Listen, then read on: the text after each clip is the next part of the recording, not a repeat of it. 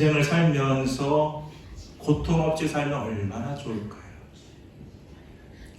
근데 하나님은 이렇게 재앙을 보내주시는 것처럼 우리가 알지 못하고 예기치 못한 고통을 보내주실 때가 있습니다.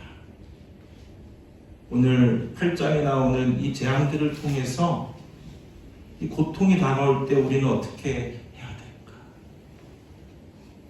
여러분 혹시 지금 이 순간에도 여러분들에게 이런 예기치 못하고 원치 않는 고통이 찾아오신 분들이 있으십니까? 그래서 이 고통의 흑암의 터널을 지나고 계신 분들이 있다면 오늘 함께 말씀을 나누면서 은혜를 받으시고 또 힘을 얻으시기를 소망합니다. 첫 번째로 고통이 다가올 때 우리는 어떻게 해야 되는가? 고통의 의미를 발견해야 합니다. 여러분 고통을 당할 때에 사람은 놀라고 충격을 받습니다. 그러면 인생의 삶의 의미를 상실합니다. 삶의 의미를 잃어버려요. 이거 어떡하지? 왜 나한테 이런 고통이 오지? 어떻게 살아가지? 그런 질문 앞에 좌절하게 됩니다. 그럴 때에 다시 그 고통을 이길 수 있고 견뎌낼 수 있는 방법은 잃어버렸던 그 삶의 의미를 찾는 거예요. 그것은 어디서부터 시작되는가? 고통이 어디서부터 왔고 그 주는 의미가 무엇인지부터 해석을 해낼 때, 재해석을 해낼 때에 그 힘을 얻을 수가 있는 것입니다. 10가지 재앙이 내릴 때에 이스라엘 백성들은 두렵고 놀랐을 것입니다. 도대체 이 재앙이 왜 닥쳐옵니까? 무엇 때문에 우리가 이런 고통을 당해야 되는가? 힘들었을 것입니다. 그런데 오늘 말씀을 보게 되면 하나님께서 그 재앙, 고통을 주시는 의미를 볼 수가 있습니다. 크게 보면은 하나님께서 이 재앙, 고통을 주시는 이유는 첫 번째로 자기의 능력을 보이시기 위함입니다. 두 번째는 하나님을 모르는 애굽, 이스라엘 백성들을 고통받게 하는 그 억압하는 애굽을 심판하시기 위한 것이고, 마지막 세 번째는 이스라엘 백성, 내 백성들을 해방시키려는 목적이 있으셨습니다. 좀 더 구체적인 의미로 오늘 그 재앙들의 의미를 살펴보면, 우리가 오늘 읽지 않았지만 첫 번째 나일강이 피로 변하는 그 재앙은 그 강을 사람들이 우상으로 섬겼거든요. 나일강은요, 애굽에서 아주 생명의 젖줄입니다. 그 나일강을 우상으로까지 섬겼습니다. 그리고 또한 그 나일강에 그 아기들을 던져서 죽게 했던 강입니다. 그래서 하나님이 재앙을 주신 것은 나일강을 심판하신 거예요. 그 우상을 심판한 겁니다. 두 번째, 오늘 본문에 나오는, 오늘 8장에 나오는 개구리에 대한 그 심판은 무엇이냐? 개구리의 재앙은 다산의 그 신을 상징하거든요. 개구리가요, 알을 얼마나 많이 낳아요? 그렇죠? 엄청납니다. 그런 것처럼 개구리는 다산의 신을 상징해요. 그리고 하나님이 그것을 심판하신 겁니다. 여러분, 재앙은요, 그래서 하나님은 우리는 볼 수 없지만 신들과의 싸움입니다.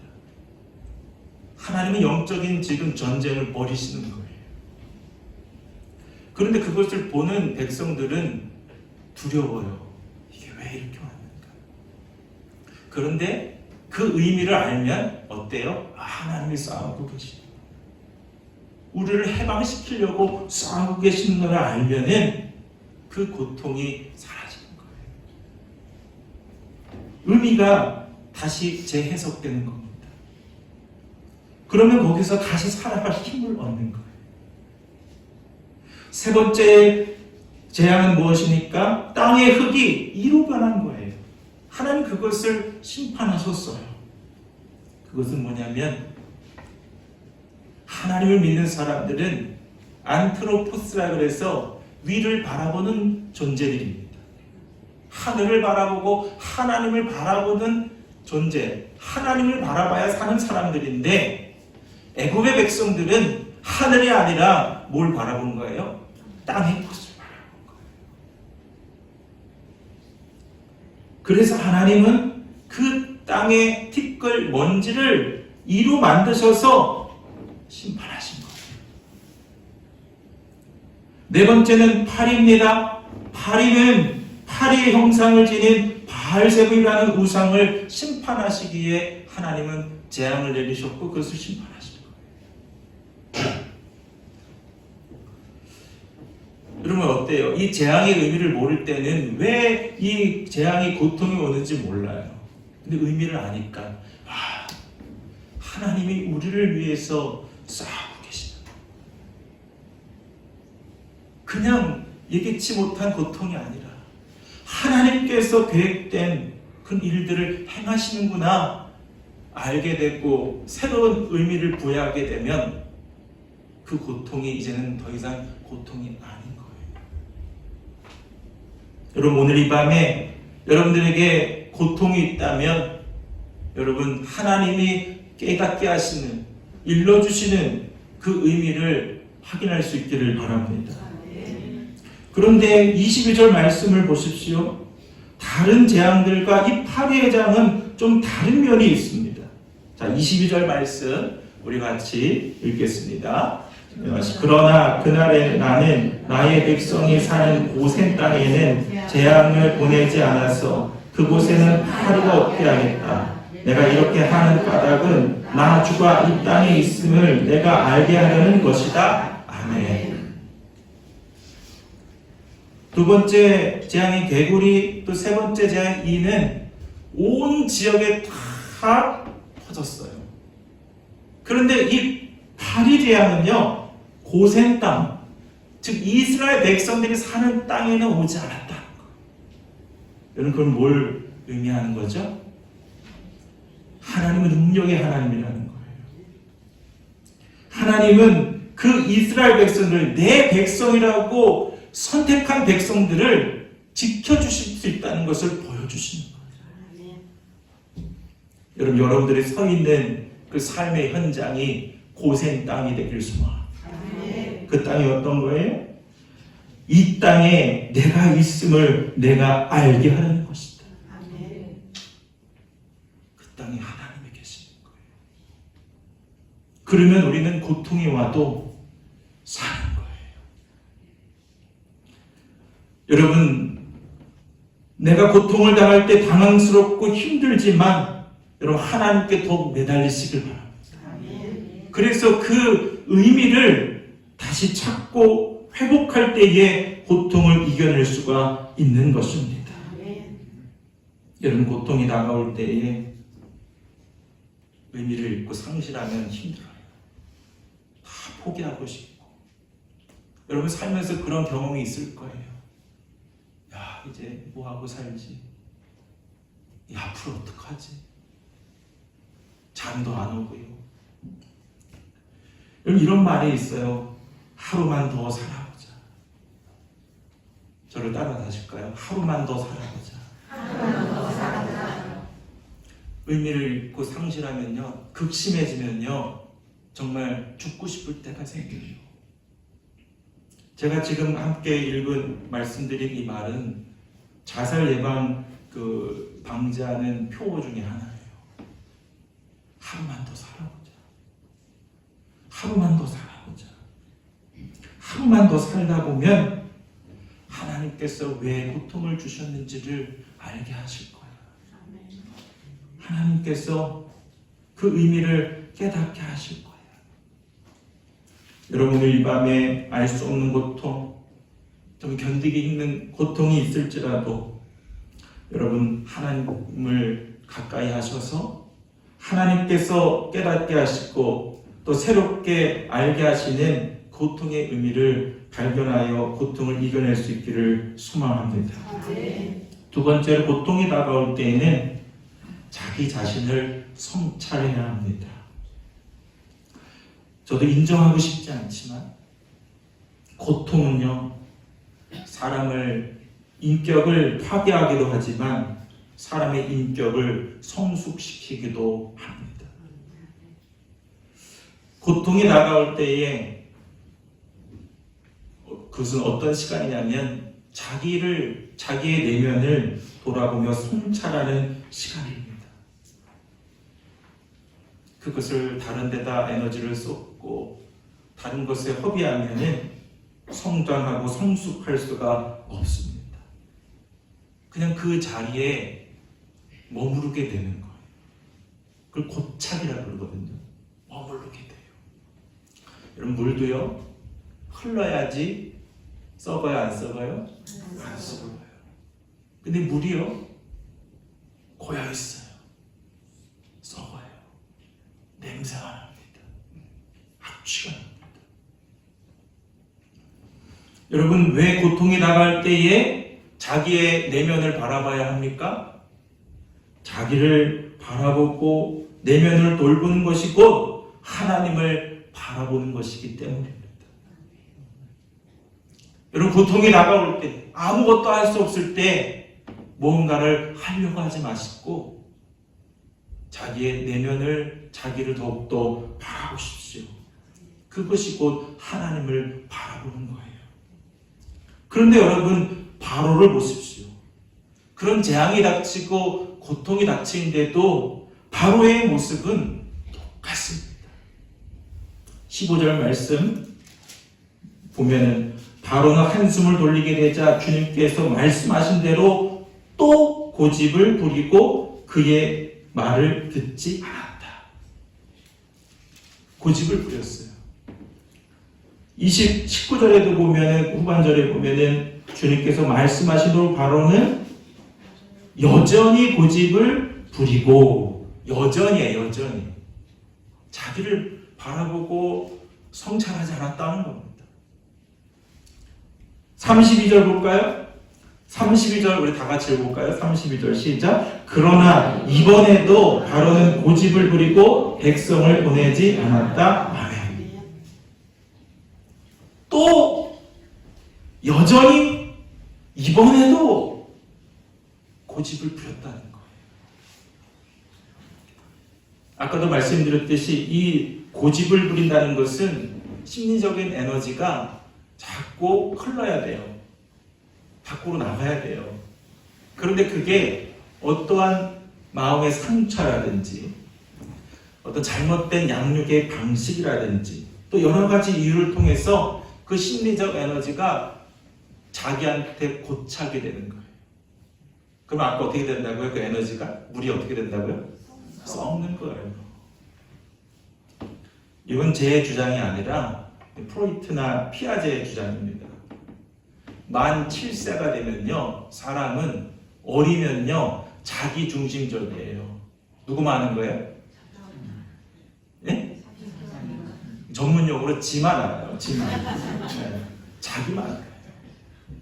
근데 만 7세가 지나서 자 양육을 받고 좋은 경험을 많이 하고 또 우리는 이제 믿음의 사람들이니까 믿음으로 잘 양육되면 7세가 지나면 만 7세가 우리로 따지면 초등학교 한 2학년 정도 되면은 이제는 자기에서 타인으로 이 에너지 방향이 바뀝니다. 그래서 공감이라는 걸 하게 돼요. 배려라는 걸 하게 돼요. 그게 돼요. 근데 이게 이제 조금 사람마다 좀 다르고 가정마다 다르고 성별마다 좀 달라요. 우리도 집에 보면은 아들은요 맛있는 거 있으면요 먹어라 그러면 누구만 먹을까요? 전문 용어로 진짜. 근데 이게 희한하게 딸들은요 달라요. 자기 먹으면서 아빠도 먹어 왜 안 먹어? 야 그때 눈물이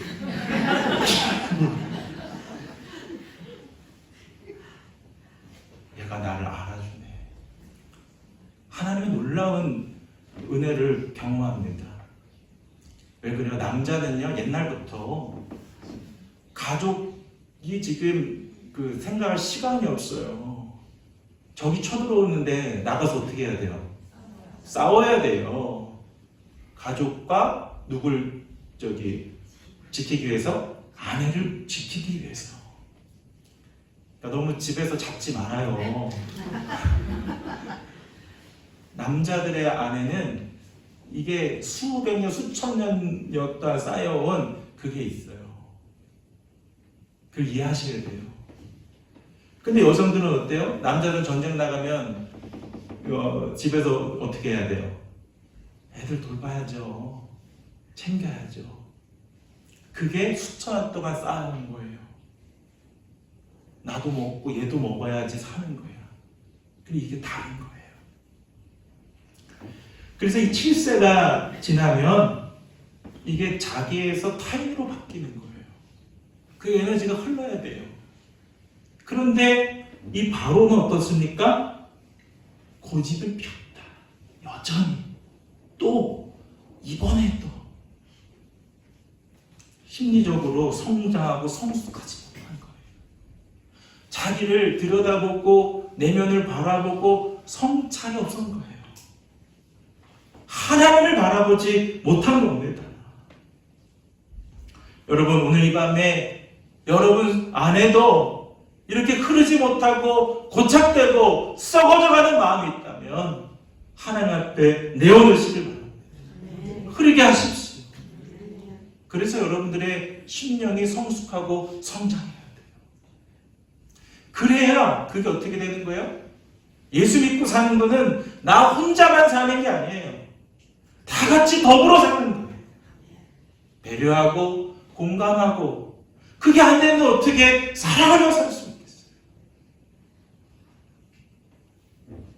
또한 이 재앙들이 나오는데 이 말씀을 준비하면서 묵상해 봤습니다. 나한테 내 마음속에 개구리 같은 심성은 없을까? 여러분, 개구리가 우리 속담에 보면은 어리석음을 뜻해요. 우물 안에 개구리. 나에게는 이런 어리석음이 있지 않을까? 개구리 생각하면 옛날에 할머니 댁 가면 그게 생각나요. 이제 냇가가 가다가 도로가 생겼어요. 이 냇가에서 저 냇가로 개구리들이 움직이는 거예요. 차가워서 다 밟아 죽어도 그 개구리가 어떻게 돼요? 계속 이동해요. 그럼 개구리가요, 그 땅에요, 막 죽어가지고 막 붙어있어요. 저만 시골에 살았나요? 그렇게 붙어있어요. 근데 그거를 죽는 걸 알면서도 어떻게 개구리가 펄쩍펄쩍 뛰어가지고 가요. 여러분, 이는 어떻습니까? 이는 사람이나 동물 속에 들어가서 쏘아댑니다. 막 파버립니다. 그래서 1차 세계대전 당시에 그 기록들을 보게 되면 이 군인들이 전투 때문에 들어온 것도 있지만 이 때문에 아주 힘들었다는 거예요. 이가요, 아주 눈에도 잘 안 보이지만 그 허연 이가 눈이나 콧구멍이나 입으로 들어가서 그 속 안에 있는 그 장기나 이런 걸 다 찔러서 쏘아대는 거예요. 여러분, 혹시 우리의 말과 행동이 이와 같이 다른 사람에게 몸에 들어가서 그 몸을 찌르고 아프게 하고 있지는 않습니까? 하나님은 그 일을 심판하셨어요. 다 없애주신 거예요. 깨끗한 하나도 남김없이 심판하신 거예요. 우리의 심령 안에 그런 이와 같은 습성들이 다 사라지길 주의 이름으로 축원합니다. 또한 파리는 어떻습니까? 파리는요, 깨끗한 거 안 좋아해요. 더러운 거 좋아합니다. 더러운 거 가서 다 앉아있고요, 그것만 찾고 그것만 쫓아요. 여러분, 혹시 그런 더러운 것들을 쫓고 있는 심령이 있다면 여러분, 오늘 이 밤에도 내려놓을 수 있기를 바랍니다. 그래서 고통이 다가올 때는요, 다른 거 하기보다는 주님 앞에 앉아서 주님을 바라보는 거예요. 그리고 자기의 내면을 바라보는 거예요. 그럴 때 고통을 이길 수 있는 힘을 얻게 됩니다. 마지막 세 번째로 고통이 다가올 때는 기도의 자리를 지켜야 될 줄로 믿습니다. 30절, 31절 말씀 다 같이 읽겠습니다. 모세가 바로 앞에서 물러나와 주님께 기도하니 주님께서 모세의 기도를 들어주셔서 파리가 바로와 그의 신하들과 백성에게서 모두 떠나서 한 마리도 남아있지 않게 하셨다. 아멘. 여러분, 고통이 다가올 때 여러분 어떤 자리를 찾으십니까? 여러분 기도의 자리를 찾고 지키시길 바랍니다. 그런데 여러분 오늘 말씀을 보게 되면 모세가 기도하니까 재앙이요 완벽히 없어진 게 아니라 일시적으로 사라져요. 여러분 잘 아시잖아요. 재앙이 10가지입니다. 완벽한 기도의 응답은 뭐예요? 다 재앙이 마치고 이스라엘 백성들이 출애굽하는 게 기도 제목이었어요. 그런데 여러분, 그럼 이게 기도가 응답이 안 된 건가요? 아니에요. 일시적으로라도 되는 거예요. 여러분 치유에도 여러 가지 의미가 있습니다. 몸이 아프잖아요. 여러분 치유에도요 첫 번째 어떤 의미가 있냐면 완치가 있어요. 다 낫는 거예요. 여러분들에게 그 완치의 은혜가 있기를 소망합니다. 두 번째는 뭐냐면 고통의 경감이에요. 완치는 아니에요. 그런데 고통이 경감되는 거예요. 낮아지는 거예요. 그럼 그것도 치유의 아니에요? 치유되는 거예요. 또한 병이요 낫지는 않아요. 유지가 되는 거예요. 더 나빠지지도 않아요. 조금씩 좋아지는 거예요. 이건 치유됐어요? 안 된 거예요? 헷갈리는데 치유되는 거예요. 병 안 가면 그런 상태에서 병 안 갔으면 어떻게 됐어요? 유지가 아니라 어떻게 되는 거예요? 안 좋아지게 쫙 가는 거죠. 유지도 안 돼요. 근데 의사가 경과를 관찰해 봅시다. 이것도 치유가 되고 있는 거예요? 안 되는 거예요? 누구 앞에 가 있으니까? 의사 앞에 가 있으니까 치유되는 거예요. 여러분 주님 앞에 나와서 기도의 자리 지키면 치유는 시작되는 걸로 믿으시길 바랍니다. 응답은 시작되는 거예요.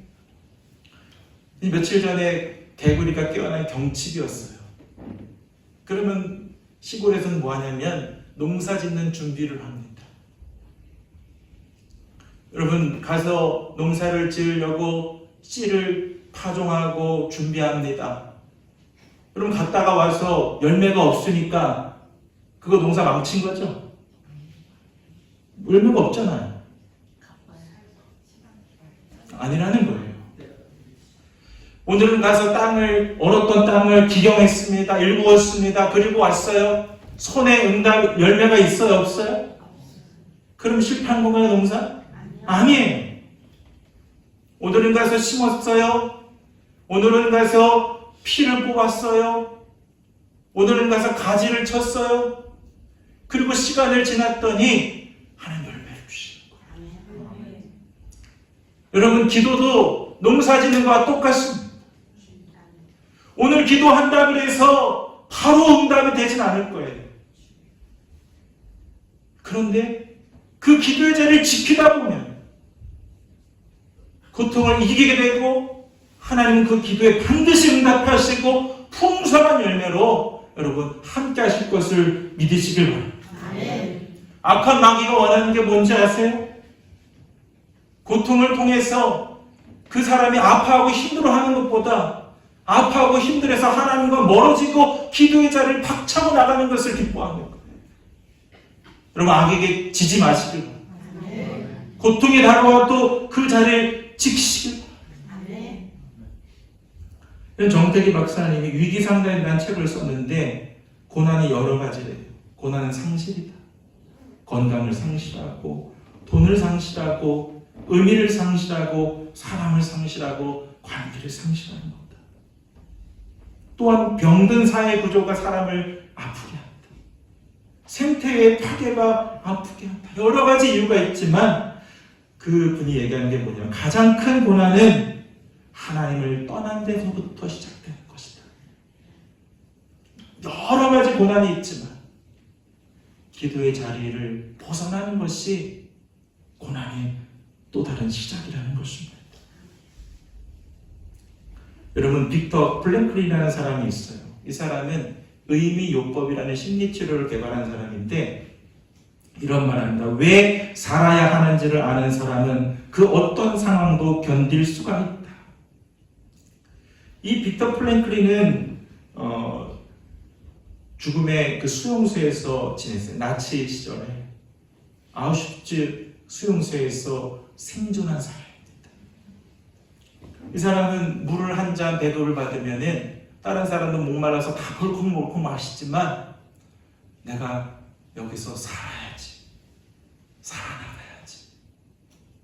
그래서 반은 물을 먹고 반으로 세수를 했대요. 유리로 손을 째가지고 피를 내서 얼굴에 바르는 거예요. 왜요? 생기가 있게 보이게 하려고. 그리고 유리잔으로 늘 수염을 깎고 아주 깨끗하게 사는 거예요. 그 수용소에서도. 왜요? 나는 여기서 살 거야. 나는 여기서 나갈 수 있어. 계속 의미를 부여하는 거예요. 근데 다른 사람들은 의미를 상실하는 거예요. 머리도 헝클어져 있고요. 어차피 내일 줄 건데 오늘 살아 뭐해? 이렇게 살아 뭐해? 다 더럽고 취약하게 사는 거예요. 근데 나치당원들이 와서 누구부터 죽이냐면 깨끗하고 반듯한 사람들은 죄책감이 있으면 못 죽이는 거예요. 그런데 그렇게 의미를 상실하고 막 살아가는 사람들을 먼저 죽였다는 거예요. 죄책감 없지 않으려. 여러분, 삶의 의미를 잃었습니까? 오늘 하루만 더 살아보십시오. 하나님께서 그 의미를 다시 회복시켜 주실 거예요. 네, 고통이 왔으니까 막 살아야지. 아니요. 오늘 더 정갈하게, 더 거룩하게 마음과 몸을 깨끗이 하십시오. 그리고 고통이 다가왔다고 내가 매번 하던 그 기도의 자를 잃어버리는 게 아니라 더욱더 견고하게 지켜가십시오. 하나님은 반드시 그 고통을 이기게 하실 것이고 또 그 가운데에서 주시는 또 다른 응답을, 또 고통을 이길 수 있는 힘과 능력을 주실 줄 믿습니다. 오늘 밤에 또 기도의 깊은 자리로 나가셔서 잃어버렸던 삶의 의미를 회복하시고 또 자신을 바라보며 하나님을 바라볼 수 있는 귀하고 거룩한 밤이 될 수 있기를 주의 이름으로 간절히 축원합니다. 기도하겠습니다. 주님, 인생을 살다 알 수 없는 고통이 몰려올 때가 있음을 고백합니다. 주님, 이러한 고통 중에 있는 성도들이 있다면 기도의 자리를 지키게 하여 주시고 주님을 더욱더 바라보게 하여 주소서. 주님의 깊은 뜻을 알게 하여 주옵소서. 주님, 오늘도 기도의 제단을 쌓아나갈 때에 주님의 크신 능력의 손을 경험하게 하시고 또한 말씀하여 주시고 응답하여 주소서. 모든 재앙과 고통이 떠나게 하소서. 하나님을 찬송하는 밤이 되게 하여 주옵소서. 우리의 기도를 들으시고 응답하시는 예수 그리스도 이름으로 기도합니다. 아멘.